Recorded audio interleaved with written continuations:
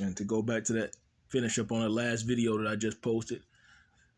If you went through downtown Raleigh probably 10 years ago, 6 or 7 years ago, a lot of stuff off of New Bern Avenue by the Church's Chicken area, there was a church.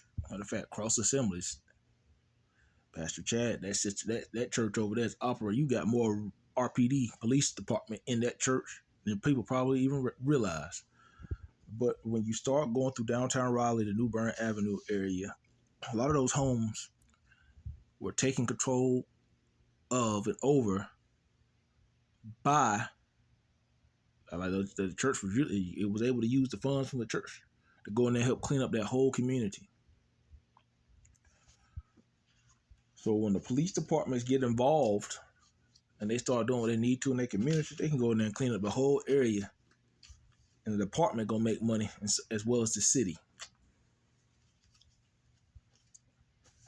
Go in there, especially if you have certain people in the area, Rocky Mount, that own. They don't even live in the city, but they rent property, they own property, and they rent it out to other individuals. They don't care who they get in those houses. They don't. The city still can go in there and raid those homes, take ownership of the property, even without the owner. Who cares? That's what they were doing in Raleigh. If the owner was renting property out and he knew he had illegal activity going on in the houses, the city was going in and taking control of the houses.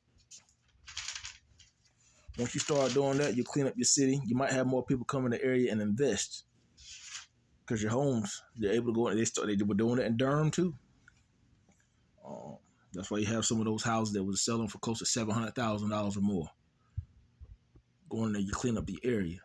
First of all, you give the young generation, you're teaching them a lesson to stay out the streets, because they're gonna see a lot of the people, their peers that they look up to, getting arrested and locked up. They're gonna stay away from it. Clean up your city. Force the bad ones back outside the city limits, or wherever they're going to. You'll have more people coming and invest into your city. Because it's crazy how the Nash County side, on the other side of 95, that side of Nash County is going, and those homes out there are very beautiful. Very beautiful.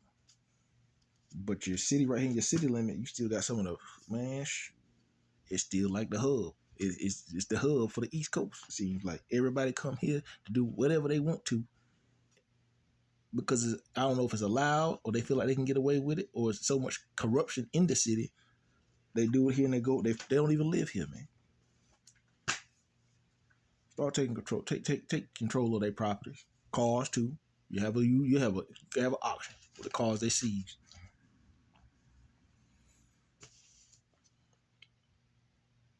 I've been doing this stuff you gotta understand, criminal justice was my first was the first thing I was interested in when I was at Wake Tech. So I started doing that before I started doing air conditioning heat very seriously. And then when you get picked up and recruited to do other things in the city, it's almost like you fall right in position anyway. Informants are just like undercovers. And sometimes your informants, matter of fact, they're more powerful than your undercovers some of the times. And as a matter of fact, they help close the cases. Been doing this since 2005. Been back in the Rocky Mount Edgecombe County area since 2009, reporting back to Wake County everything that was not right. But it is what it is. Get into your word. Feed the spirit, man. This is much you feed your natural. Y'all be blessed, be encouraged.